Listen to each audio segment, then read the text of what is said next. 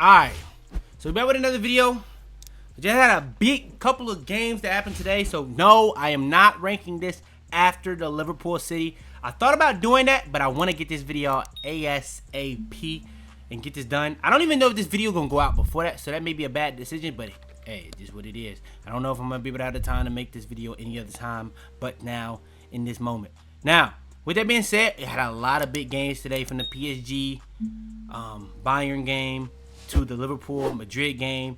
I think that did cause a little bit of a shakeup on these rankings than more I really expected it to be. But with that being said, today we're gonna be ranking each team from the top to bottom. We're gonna be trying to go and get the top 10 teams in the world. It's gonna be a three-way tie for 10th place. It's not gonna be a 9th place because it's gonna be a three-way tie, because I couldn't decide on which one of those teams to really have. If I could have just made this a top 8 or really a top 7, it's really a 7 teams, and then after that, you could really debate a lot of teams could go in there, to be real, from after 7. But I do think there is a clear-cut 8th best team in the world right now, if I had to say. But yeah, that's going to be the video. If y'all do want more videos like this, go ahead and like the video. Hopefully you like the video. Subscribe if you're new. No more talking, let's hop into it.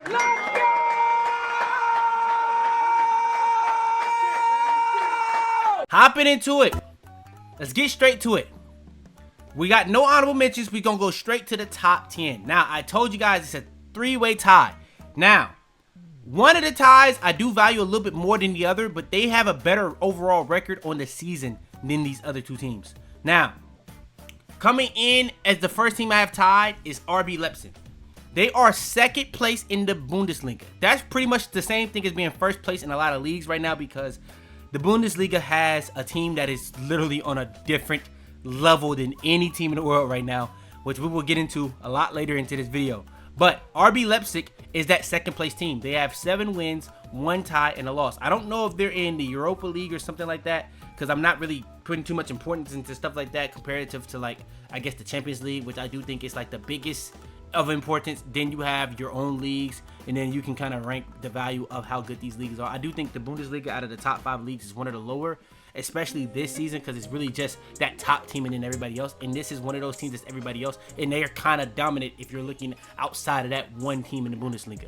So RB Leipzig, I would personally put tied for 10th. I can't fully say they're above or under, but I would say tied for 10th. Then coming in next, AC Milan. Now, Milan would be first in this league if they didn't have such a crazy stretch of games. They've had a crazy stretch of games in terms of the teams that they've had to play, but they've been really good.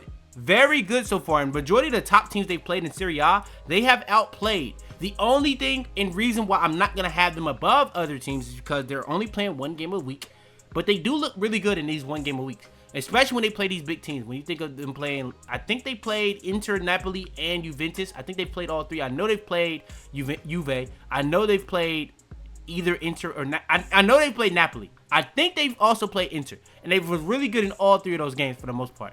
I think Inter was the only real questionable one, but in my opinion, I think Juve was really just a wash. Neither team really deserved to win, to be real. Napoli, I think they thoroughly outplayed Napoli for the most part, to be real, but I am going to have Napoli tied with them. Now, the reason being, because like I said, Milan only has 1 game a week. It is a lot easier, and we know how Conte is when he has 1 game a week. He's a very, very dominant manager in terms of winning the league. So that's going to be my 3-way tie. I got Leipzig, AC Milan, and Napoli. I think I really just couldn't decide between those 3 teams. I also thought about putting Inter on here because I do think that they've been kind of underrated overall in the season so far, but I do think Leipzig deserves some love, AC Milan deserves some love, and then Napoli, they've been a little bit inconsistent. We know how he kind of is. I kind of said when Conte has pretty much 1 game a week, he's pretty dominant, but when he is in these cup competitions, he is usually not that good, and he has kind of showcased that this year, where how he got destroyed by PSV, and then PSV goes on to have the game that they kind of had today, which is kind of interesting if you look at Napoli, who also had a tie against Frankfurt, who got destroyed last week versus Liverpool. So it is very interesting right now what it's looking like. And like I said, there's not going to be any 9th place. Hopping into 8th place, I think that this is a team that is above everybody else, but they're not close to anybody I'm going to have above them. I think the only team that they may be close to is the next team, but I think that I would probably say the next team is just a better team overall, especially with them getting healthy at the right time. Atletico, in my opinion, is a very, very good team.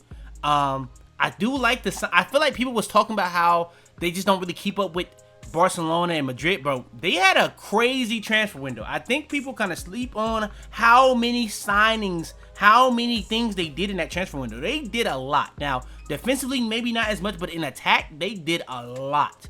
So, I do think that is a very interesting one. They had a huge game against Madrid. Before today, that was the big game for Madrid in terms of that they lost. Now, as of right now, it's looking like they can't really win these big games when they're away. But out of all the games that they played at home, we're going to get into that. Because since the last time I did this, we didn't have that El Clasico game. But I'm going to actually put some context into that. And it's going to put a little bit more perspective into it in terms of the Real Madrid. But Atletico, for the most part, I think they're a little underrated. They have a couple games to start the season that they were a little rocky in La Liga. But they're starting to get it going. They're starting to get some form as a team. And they're looking really good right now. They're looking really good right now. I got them at 8. Then coming in at number 7, we got a big game involving this team this weekend. Manchester City. Now, honestly, it may be some United fans that's trying to say we deserve to be in here, but I think y'all are kind of in that same page as AC Milan, where AC Milan has looked good the entire season. Y'all had a very weird stretch to the season. Now, I will say for United fans, y'all have had a really tough schedule for the Premier League. Y'all pretty much played all of the top teams in the Premier League if you really think about it already. You played Chelsea, you played City, you played Liverpool, you played Arsenal, and you're finna play Spurs this week. You pretty much played the whole Big Six already if you really think about it. And even the other teams, the only team that you can really say that's not a good team in the Premier League is probably Burnley. And you won. So that's interesting to me. But City, on the other hand, they've had their fair share of injuries. They've had a lot of things that happened to start the year. But I do think if you think about the structure in terms of how Pep has kind of changed the way the team is going to play, you got Haaland, who looks like he might be the best player in form right now.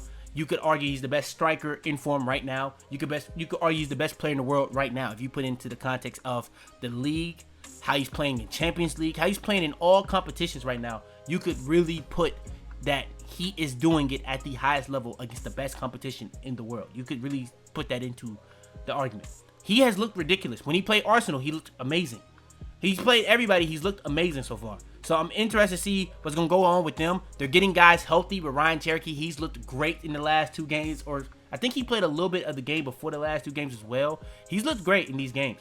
I do think the loss that they had prior to this last week is the only reason I don't have them any higher. And the only reason why I'm kind of questioning it, even with the next team's injuries that they've been dealing with. But City, with the structure that they have from Haaland, they now have structure in the back with how they want to play. And I do think not being a possession-based team is also going to help Haaland because he's going to probably be, he's arguably the best counter-attacking player in the world outside of another player that's going to be playing for one of these teams I'm going to be talking about very soon. But yeah, Donnarumma has also helped their defense, so they may give up a lot more shots or anything we want to say like that, which they don't really do as much now with the way that they're playing, where they kind of sitting back on teams. But Donnarumma is one of the best, if not the best shot stopper in the world.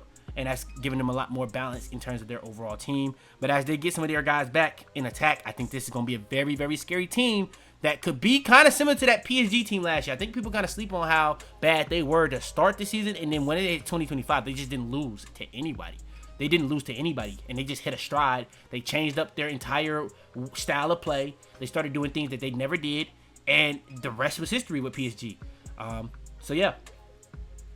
Then coming in at number 6, I have Barca. Now, I don't know if I'm going to do another one of these and they'll be this low ever again. Barca just have a rough patch of injuries all around right now. You had the stuff with Gavi, you had the stuff with Firmino, you had the stuff with Rafinha, you have the stuff with Lewandowski, you had the stuff with John Garcia. Some of those guys are starting to come back. When you think of the Firmino has came back and played a couple games by now. You've had a couple guys have come back. But now you're starting to get even more injuries when you think about Pedri's now injured. So, and you still got to deal with pretty much this lamine. I'm pretty sure you're going to have to deal with this lamine yamal injury pretty much the whole year, which is going to be pretty significant for Barca. So, your 2 best players are injured. Rafinha has been injured for the most part all season. And they're still getting it done for the most part. So, you got to give them credit for that. But when you play PSG, a lot of people talk about PSG injuries. I kind of mentioned this in the last one, but they both were significantly injured. I think the way that they play their goalkeeper being injured is arguably as big of an injury, if not bigger than Rafinha being injured, because Rashford has been that good. Even though I do think Rashford sometimes been overrated, but in these big games, he's had really big games. Like, he's been very good for them, so I don't even know if I can really knock him too much for that. But I think the replacement for Joan Garcia, he just can't play.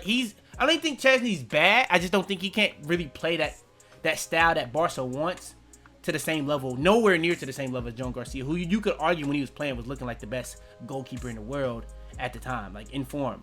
So I think there's a lot going on with Barca. I do think if they do get healthy, they're going to be a lot higher than this. But as these weeks go on, it's kind of rough to say that, even because they're getting more injuries because they don't really have the money to have the depth that they really need. And that means they're going to overplay some of these guys. So as they overplay some of these guys just might keep getting injured.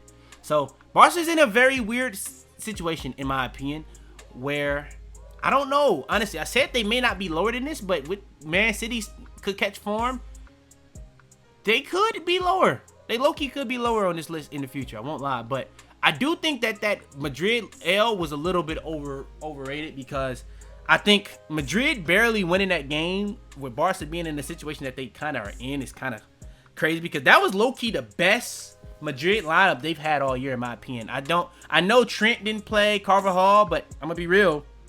Their best right back is neither one of those guys. It is Valverde, in my opinion. And then Camavinga in the midfield, I would argue that their best midfielder, bro. He looks, bro, from what he's played this year, if he's healthy, that brother is so talented. So we're going to talk about Madrid when we get there, but I don't think that was as big of, because you honestly, if you think about it, no Joan Garcia, Barca had just gave up, like, was it 4 goals to Sevilla or 3? They got destroyed by Sevilla.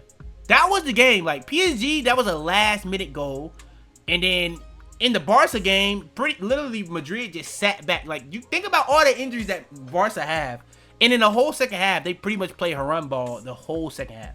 The entire second half. So, I don't know. I don't really think that was as big of a gap between the two teams. I think Madrid was for sure the better team. They were for sure deserving. But the second half, nothing happened. First half, Madrid outplayed them, but the second half, nothing happened. Actually, nothing. And if you think about what they did to Barcelona, they pretty much double teamed, at most times triple teamed Lamine.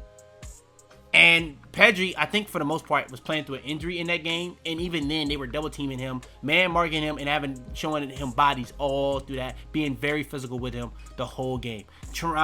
They're pretty much trying their hardest to not even allow him to beat on the ball. So it was very interesting how they went about that.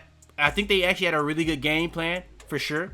But for it to not be any worse than what it was, because think about how Barcelona was doing them last year compared to what Madrid, and based off how people are hyping up how that game went, I don't know. I don't really know how I fully feel about that. I think that game honestly should have been a lot worse than what it was, but it wasn't.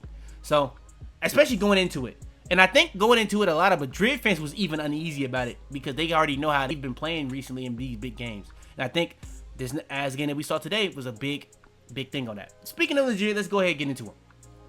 And coming in at number 5, yes, I'm going to have Madrid. I think, like I said, when it came to the game against Barcelona, that's the only big game they've really won. You could really argue in the past 2 years. Like last year, they beat City. But think about it. I think that this Barcelona win is very similar to that City win. I think Barcelona right now going through a lot of injuries. Last year, City was going through a lot of injuries, and they was in a huge slump. I don't know if Barcelona is in that big of a slump. I think they're in somewhat of a slump. Their form, I think they're still going to play good, because they're just one of the best teams in the world. But with all the injuries that they have, this is what you would call a Barcelona slump for the last 2 years. So I don't think Madrid beating them, especially at home, having probably their best lineup I've seen from them this whole year, playing the best I've seen them play all year, because they really were good in that first half. Madrid was really good, commanding in that first half. They had full control of the game in that first half. Second half, what they did, in my opinion, was just making sure that they won the game, but nothing happened in the second half. And It's kind of funny that a lot of people was talking about how lamine yamal was talking about the complaining. Bro, if you watch these Madrid games when they play these big teams, bro, they literally complain to the ref the entire game. They flopped the whole game. And you literally seen that in this Barcelona game. It didn't matter because Madrid won. But you also seen it in this Liverpool game. Now, honestly, I think Vini was amazing in that Barcelona game. I think that was one of his best games I've seen. He had another really good game in La Liga that was really good a couple ago. That I don't know if he even had a goal or assist, but he was just on that left side. He was just ridiculous. He was dominant. But in that Barca game, he was really, really good. So I'm like, maybe Vini's really he's gonna get back to form. Then he has a game like today where he plays against Liverpool. That was bad, bro. Literally, that was bad. Connor Bradley genuinely had this man locked. The replacement for Trent didn't even play. They have been hyping up Connor Bradley in years past that he was the next one. And he was really good today. But I'm going to be real. This was bad. This was very bad. Like, he was genuinely clamped. He literally had to start flopping left and right, complaining to refs. It was literally very, very bad. It was bad. He, like, literally, honestly, the way that Madrid is built, they're built to kind of be physical. But it's like they're only, when you think about the teams that they played, they only can do that to really Barcelona. When you think about how they lost to Atletico, they were losing aerial for the most part in physicality. When you think about today against Liverpool, Liverpool just bullied them the whole game. They just bullied them the whole game. So I do think that the issues that they had from last year are somewhat masked up, where the playmaking, giving Arda Güler a little bit more time is really going to help them. I don't know if I like Arda Güler on the right in the way that they use him today. I like him more so in the midfield. I won't lie. I do think having him on the right is nice. Having Bellingham as like another striker was also weird today. I don't really know how you got to use Bellingham. I think Bellingham also against, that might be the best game I've seen of Bellingham, especially in that first half, what they did with him. I think he really had two good big plays all game, and that really was the difference in the game, to really be real, in that Barcelona game. But he's a moments player. That's what Bellingham really is. He's a box-to-box guy. I think he's overrated. Don't get me wrong. He's 100% overrated. People put him in conversation that he just doesn't belong. But he is a moments player. He's a player that's going to have moments. And you saw that in Barcelona. But when he's not having those moments, you saw that today against Liverpool. He was bad today. He was very bad. They were literally, Gravenberch literally had that midfield in their pocket. The only person that really got anything off in that game today really was Camavinga, in my opinion. He was the only one that really showcased anything. Vini wasn't good. Mbappe low-key wasn't good either, who had been crazy so far this year. That's the issue with Madrid, in my opinion, so far this year. They've been so dependent on Mbappe. And I thought they was turning the corner with that Barcelona game, because I felt like they had so much confidence. You saw the game on the weekend. They were very good on the weekend. And then they put up this game today. I really don't know how to gauge Madrid. I was low-key ready to say Madrid is a top 4 stamp team in the world, bro. I really was. I was going to do this video. But now it's like they lost to Liverpool, and it really should have been worse. Kind of like, if you think about the way Madrid was going against Barcelona, for Barcelona to have as many chances as they did, and they were just super wasteful, it was 2-1. I think Madrid still had more chances, but it didn't really ever feel like in this Liverpool game, Madrid really had that many good chances. Like, I know Mbappe, he just didn't finish that one chance, but he didn't have that many chances. He just didn't. So, I don't know. It was very weird to see. And if you think about going against Liverpool this year, you just get a lot of chances versus them. So, this is back-to-back games that Liverpool put up clean sheets. Very interesting. Maybe Liverpool's turning the corner. But I don't know, man. They had a little rough patch before these last 2 games, but they've looked good these last 2 games. I got to keep it a bean. But honestly, more on Madrid. Xabi Alonso has I think he has a very easy job for the most part. He got like options in January. If they need to make some moves, they're gonna have the ability to make those moves that they want to do. It's Madrid at the end of the day. People want to play for them, but for the most part, for the team that they have right now, so stacked and talented. I don't really understand how hard this job is. I do think that they have their issues defensively, for sure. I do, but we'll see. And then coming in at number 4, Liverpool. Now, Since the last time I did this, I think they was already starting kind of like the slip in form. And they kind of have continued it, but now they're kind of turning the other way, I think, these last 2 games. Now, I don't want to speak too soon on them, but I can't put them under Madrid because Madrid, they just haven't had as many big games as Liverpool. Like, Madrid has played 3 big games. They've lost 2 of them. And 1 of them, they played at home. And the 2 games that they played away, they lost. Liverpool has played some big games already this season. Regardless how you feel about their form, they've played a lot of big games already this season. So, and you got to think about it. Arsenal don't give up no goals. Liverpool won that game. Regardless how you feel about how they got the goal, like Arsenal trying to talk about set piece goals, I'm going to be real. Like, come on, let's be for real. Like, if you get a goal from Arsenal, and you take it, bro. You take it. So, Liverpool, they got some pretty big wins now. They got Arsenal on their sheet. They got Madrid on their sheet. So, you got to give them their credit for that. But for the most part, we got to acknowledge that they did have a little spiel of games for the most part. If I was doing this before today, I probably would have had them below Barcelona. But if they're beating Madrid right now, even with the stretch of games, I got to give them at least over Madrid and Barcelona. Maybe they're not in terms of having the better season than Madrid, but you got to think about it. Playing in Premier League and playing in La Liga, I said this in the team of the season that there's not really 2 teams in Premier League that's on the level of like a Madrid or a Barcelona. I probably am wrong about that because Barcelona right now are very injured. It's just what it is. And outside of those 2 teams, it's the Premier League. That's why I said Premier League was the best league, you know. But I was trying to say it, but and Liverpool has not been that good so far, but Liverpool just went out there and showed that it probably is 2 teams. They went out and already beat Arsenal, and they already beat Madrid. So I don't know if I can really say that. And thinking about it, Madrid, they lost last year also in the Champions League to Arsenal. They kind of got destroyed too, by the way. So interesting. I think Liverpool, they have, obviously, bro, they have the talent. Let's be real. They have changed their tactics and their like all the stuff that they were doing last year. They kind of brought it back now the last 2 games.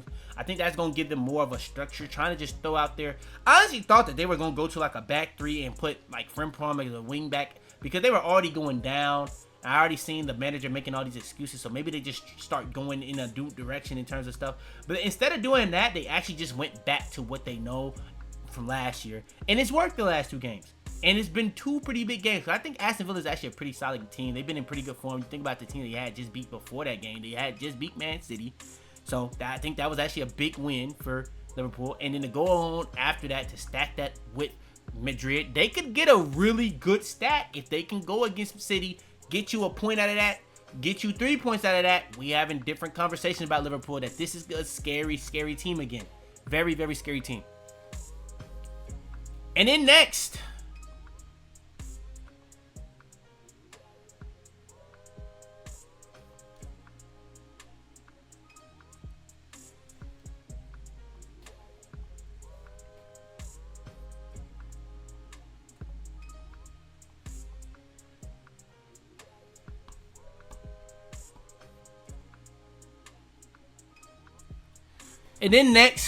for number 3 team, PSG.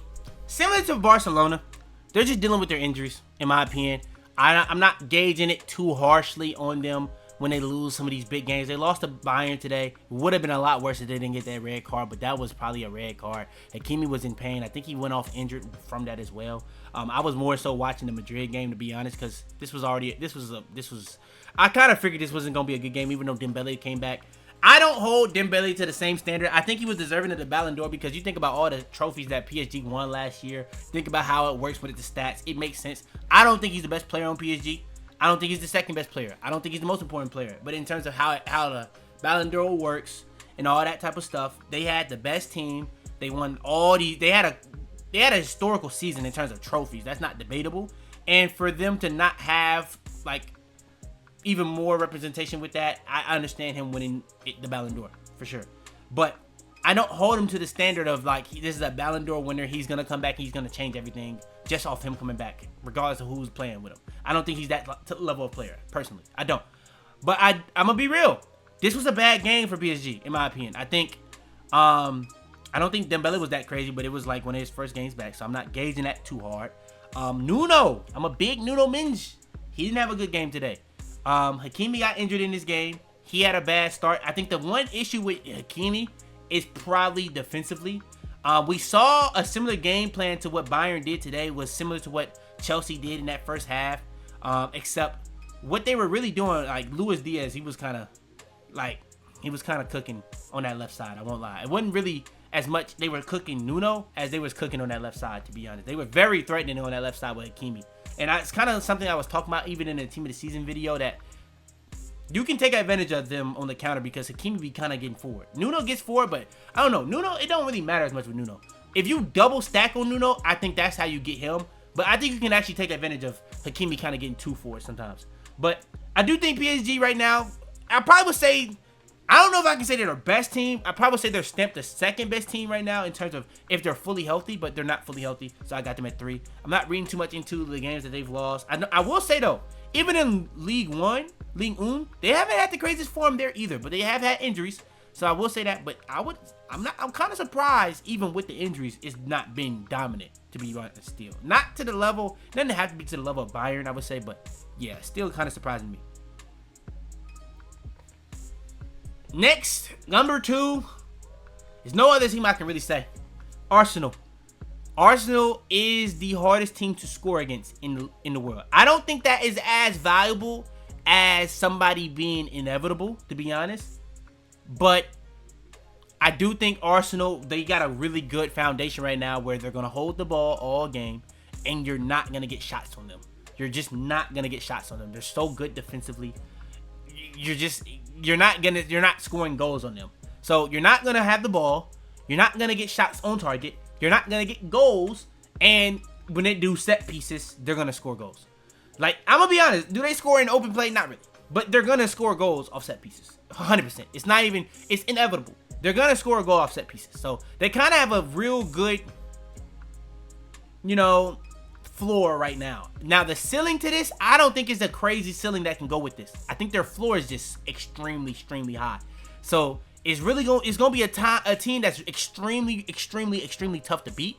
I don't know if Arsenal is going to be that team that's going to be able to, like, I don't know. I just don't think they're, when it comes to these top teams, I don't know if this is a team that's going to be able to, like, dominate these teams. Because I think that when they play certain caliber of players that PSG have, that the team above them have, I don't know if they're going to have the team to go and score the goals that they're going to need. I think that it's going to be hard for those teams to score goals, but those teams have the players that I don't know how much it matters how good your defense is. They're going to be they got teams that have enough players that you can't just take that player away and it's going to give those other guys open. So I'm going to say Arsenal right now for sure too.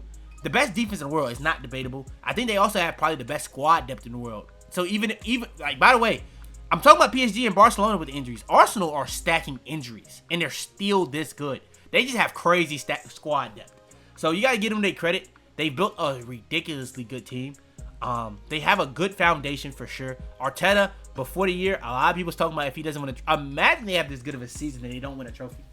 I'm not going to lie. Hey, I don't even know if you can fire bro at this point because I don't know, bro. You might got, bro. They're clear in Premier League right now. They're clear. But if Liverpool, hey man, Arsenal troll this, I don't know. That's all time. That gotta be all time. Genuinely. So I'm gonna say Arsenal, they got it right now in the Premier League. Champions League, they're actually pretty good too. I don't think they've allowed a single goal in Champions League. They haven't really played anybody, to be real, but they haven't allowed a single goal. Like, they haven't allowed a goal. Like, that's crazy. So gotta give Arsenal their credit, but coming at number 2, Arsenal. And then last but not least, man, it's not really a debate. It's no one close right now, in my opinion. I think, honestly, it goes, honestly, I would say Atletico is in their own tier. The 3 teams at the bottom are in their own tier. All 3 of those teams that tied at 10 are in their own tier. You got Atletico, who's in his own tier. City might be in their own tier, but I would say City to Liverpool are their own tier. I would say PSG and Arsenal are in a tier together, to me. because I think Arsenal, when they get fully healthy, I don't think it's going to be that big of a difference to what they are now, to be real. PSG, when they get healthy, I would argue, are going to be better than Arsenal. I would argue that, personally. Even with how good defensively they are, I just don't know how big a difference that's going to make against a team like PSG. Like, like, say for instance, if Barcelona get fully healthy, I think Arsenal and Barcelona is a very good, that would be very, very good matchup, because Barcelona, the way they want to play, well, you know what? Barcelona want to hold possession. Arsenal want to hold possession, but they're not that good in open play. Barcelona is good in open play, very direct, but they also give up a lot of chances. That, I think, gyokeres is actually that will actually be a good game for him. So that'll be a very interesting game. Arsenal probably would win that, to me, because I think that they are actually kind of built to beat a team like them. I don't know how they would look against. I think it would be kind of similar versus a Madrid, though. I think they would probably beat Madrid pretty standard, to be honest. Liverpool, we kind of already seen that. I think that would be just a wash, to be honest. Mid-off, in my opinion. Not very enjoyable game. PSG, Arsenal will be a very enjoyable game, but it wasn't that enjoyable last year in the semifinals, to be real. But Bayern, defensively, solid. Rock solid. Attack, best attack in the world. It's the best attack in the world right now. I would argue Barcelona in form. They're not in form. They're not healthy. You could argue them. PSG, I could argue them if they're fully healthy in form. Bayern is low-key looking better than both of those teams from last year in attack. They're looking crazy. They're getting 3 goals every game, winning by 3 goals every game. They're not really allowing many goals. They're winning every game handily. And it's not like they're dominating 1-0. They're literally getting 3 goals every game. They have one of the players that's best in form right now in Kane. Olise has been fantastic. Luis Diaz was probably the best player on the pitch until he had the red card today. He was ridiculous in this game. And defensively, they even with with a man down, they were still very solid. Very solid. So, I do think if PSG was healthy, that would be a different conversation. Being real. I do think that's a different conversation. But PSG they've not looked like that PSG since that last game of the Club World Cup. If I'm honest. But in that Club World Cup, you got to think about people was missing. Think about the Super Copa against Spurs. They looked very vulnerable. We didn't see PSG look that vulnerable in the Champions League from like 2025 season, or I guess before at Club World Cup. They didn't look like that. So that's what I'll say, bro. Bayern has not shown any weakness for the most part this year. They have a lot of players playing to a high level. I didn't even mention Kimmich. I didn't mention a lot of guys. So I do think Bayern right now got it. They even got a wonder kid that's playing out of his mind right now in Carl. So Bayern just got it right now. They're checking all the boxes. They got it going on right now. You got to give them their credit. And I got them at the number 1 team in the world. I don't think anyone is even close right now. But yeah, that's the video. That's the top 10 teams in the world. Y'all do want more? Like the video. Subscribe if you're new. Hopefully y'all boys did enjoy a little bit longer. But yeah, your boy Fitz. Mighty. Alright, so I already recorded this before the games today. To most part, being real, City, they dominated. Wasn't much to talk about. But Barcelona, bro. I said this when I did it originally. They got to get Joan Garcia back. I know it's a lot of Madrid fans probably is like, bro, it doesn't matter because, I don't know. I think Chesney actually did have a solid second half. First half, he was bad. He was very, very bad. Like, it was bad. Bro, again today, it was bad, bro. They got to get Joan Garcia back. Like, he kind of got bailed at the end that bro didn't get any of the ball. But, bro, I'm going to be real. I don't even know why they even see the fact that it's obvious a liability and they keep giving the ball. Like, it's so scary so much. But the high line is ridiculous, bro. This game was so bad by Barcelona from a full team standpoint outside of one person. And this is why I'm like, bro, first half, Lamine was literally the only player doing anything, and they weren't doing anything. He was threatening. The second half was danger. It was every time he touched the ball, if you're a Club Brugge fan, it was danger. And it's not like he's going one-on-one. He gets double-teamed instantly the moment he touches the ball. And I like the fact that he was inverting more today, but, bro, I can't put them over City, bro. I can't, bro. This team is not playing good, bro. Firmino actually probably had his worst game of the season. De Jong, I wouldn't say this is his worst game. I think PSG was probably his worst game. That was bad. De Jong was bad against PSG, but this was up there. This was definitely up there. Back line, I don't even know how much to even blame the back line, bro. The high line, it gotta go, bro. It has to go, bro. At this point, it gotta go. I don't even know if that first goal is a goal, but it shouldn't even come down to stuff like this. Like, how many games do they have to lose or tie that it's like, bro? It's like, bro. Literally, Lamine was doing ridiculous things. Now, the crazy thing with Lamine in this game, the easiest chance he probably had the whole game, he shot it right back at the goalie. The other two chances, now I think they said it was the own goal. The second one, I didn't see it. I know that wasn't supposed to be a shot though. It looked like it was supposed to be a pass and it went in.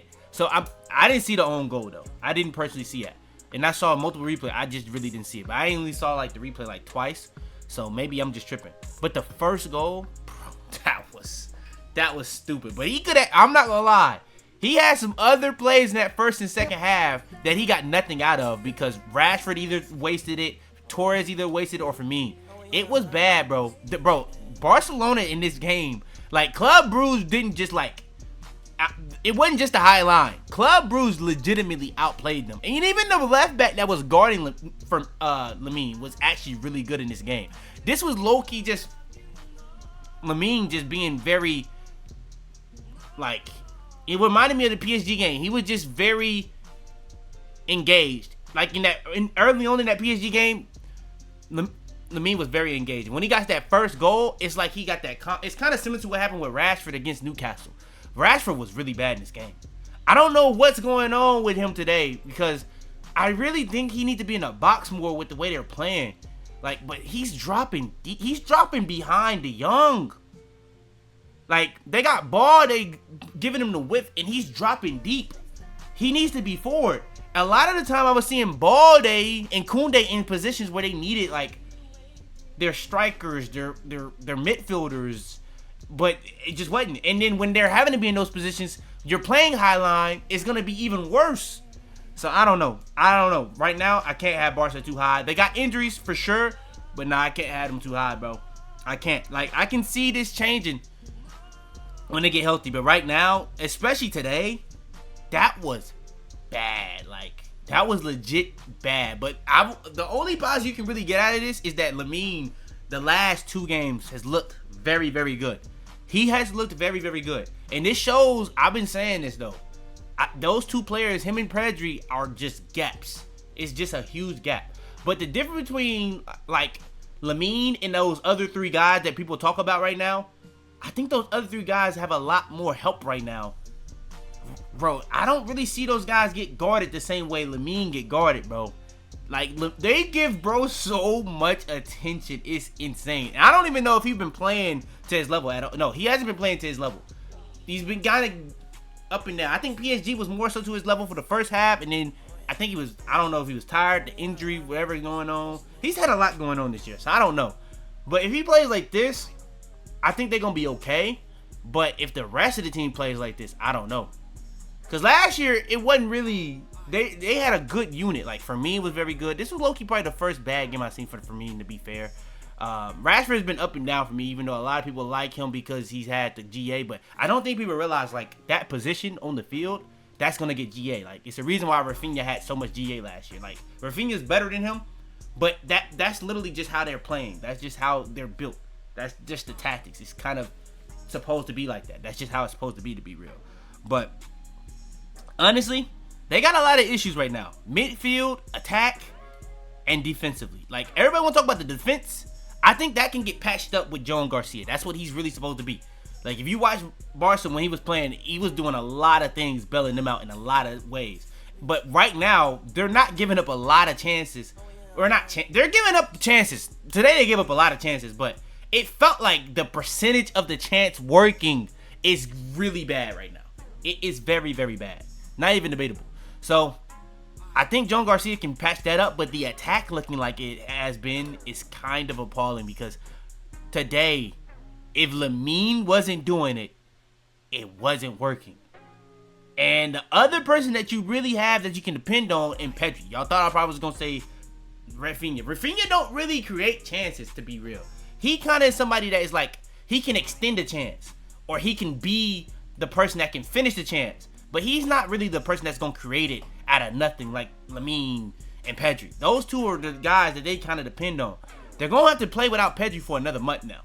So I think by the time this next one come out, they could be looking a little iffy. But they've been looking, they look pretty good against Elche. So I was like, maybe they got a plan. I'm actually starting to question the tactics now. I'm actually kind of a high line defender. I don't know.